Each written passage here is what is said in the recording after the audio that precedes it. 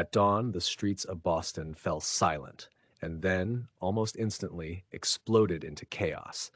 What happens when the people sworn to keep order all decide at the same time to walk away? September 1919. The war had ended, but the city was still restless. Crowded tenements, rising prices, simmering anger. Boston's police officers worked long hours for low pay, living in crumbling station houses, barred from joining a union. When they asked for dignity, they were warned, fall in line or face the consequences. They didn't blink. On the evening of September 9th, nearly the entire police force went on strike. Whistles went quiet, patrols vanished, and as night fell, something primal crept into the streets. At first, it was just noise, shouts, laughter, glass breaking somewhere far away.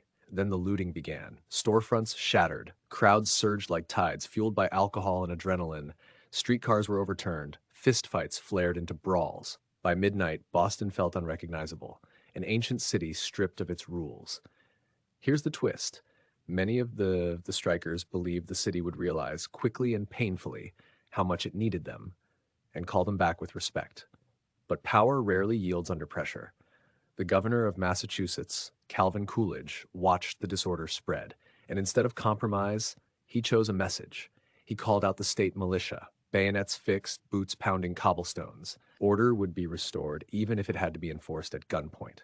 The confrontation was swift and brutal. Soldiers flooded the streets, shots rang out. By morning, the riots were crushed, but at a terrible cost. 9 people were dead, dozens were injured, and the striking officers? Fired, replaced.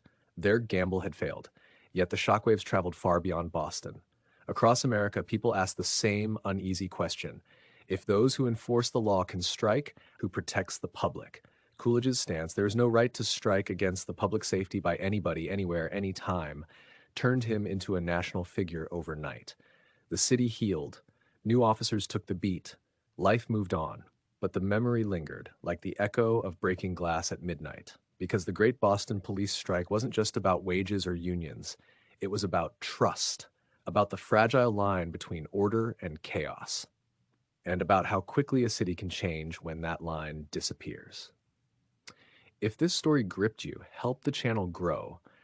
Like the video, share it with someone who loves hidden history, subscribe for more, and tell me in the comments, what do you think happens when authority steps away?